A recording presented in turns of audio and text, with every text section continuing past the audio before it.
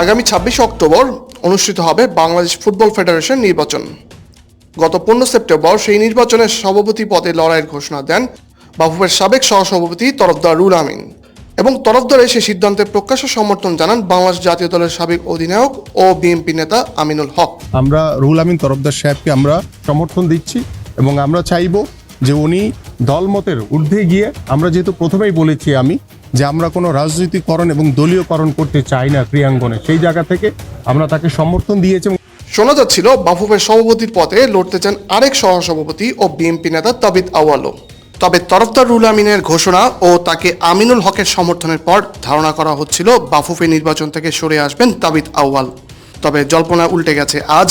গুঞ্জন সত্যি করে আজ বাফুফের সভাপতির পদে লড়ার ঘোষণা দিয়েছেন তাবিদ আউয়াল। আজকে বেসিক্যালি যে কথাটা আপনারা আমাকে অনেক প্রশ্ন করেছেন যে আগামী বাংলাদেশ ফুটবল ফেডারেশন 2024-এ আমি জয়েন করব কিনা। ইয়েস, আমি সিন্স বিগত 3টে ইলেকশনে আমি জয়েন করেছিলাম। আমি এই চতুর্থবারের জন্য আমি বাংলাদেশ ফুটবল ফেডারেশন ইলেকশনে আমি ইন্টারেস্টেড পার্টি না, আমি অবশ্যই ইলেকশনে লড়ব। এখন প্রশ্ন হলো কোন পদের জন্য। তো বাংলাদেশ ফুটবল ফেডারেশন আমরা জানি যে অনেকগুলি পদ আছে, প্রেসিডেন্ট থেকে শুরু করে সিনিয়র ভাইস প্রেসিডেন্ট, 4টা ভাইস প্রেসিডেন্ট এবং সদস্য বিভিন্ন আছে বর্তমান কনস্টিটিউশনের আন্ডারে।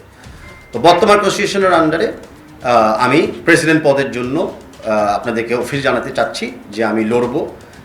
আমার ইন্টেনশন হলো প্রেসিডেন্ট পদে ইলেকশন করা।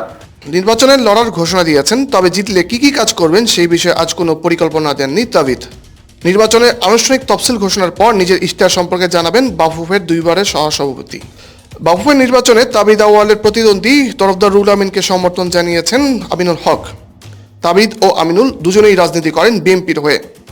নিজ রাজনৈতিক দল থেকে তাহলে তাবিদ সমর্থন পাবেন কিনা সেই প্রশ্নের জবাবে তার উত্তর, আমিনুল হক সাহেবকেও যদি আপনি আমার মতো একটা দলের ভিত্তিতে বন্দি করে রাখেন, সেটা আমি মনে করি না শোচনীয় হবে। কারণ আমিনুল হক সাহেবও ফুটবলের অঙ্গলের একজন ব্যক্তি।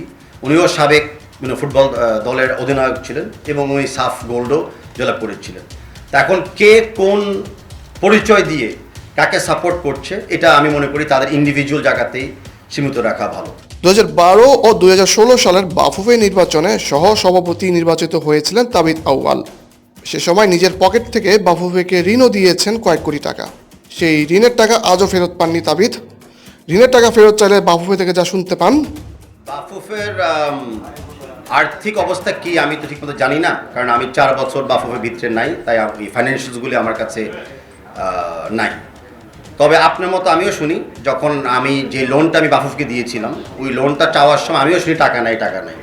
সো আপনার আমার জায়গা এই মুহূর্তে এক আছে। আমি আগে নির্বাচিত হই, আর্থিক প্রক্রিয়াটা এবং আর্থিক অবস্থানটা প্রপারলি একটু বুঝি, তখন এটা উত্তরটা আমি দিতে পারবো। কারণ যদি খারাপ হয় তাহলে ভালো করার প্ল্যানটা কি, আর যদি আসলে মোটামুটি ভালো থাকে এখান থেকে উন্নয়ন করার প্ল্যানটা কি, এখন কোন লেভেলে আছি সঠিক তথ্য ছাড়া আমি এখন উত্তর দিতে পারছি না। নাজিম আল শমশের, বিডি আর্কাইভ।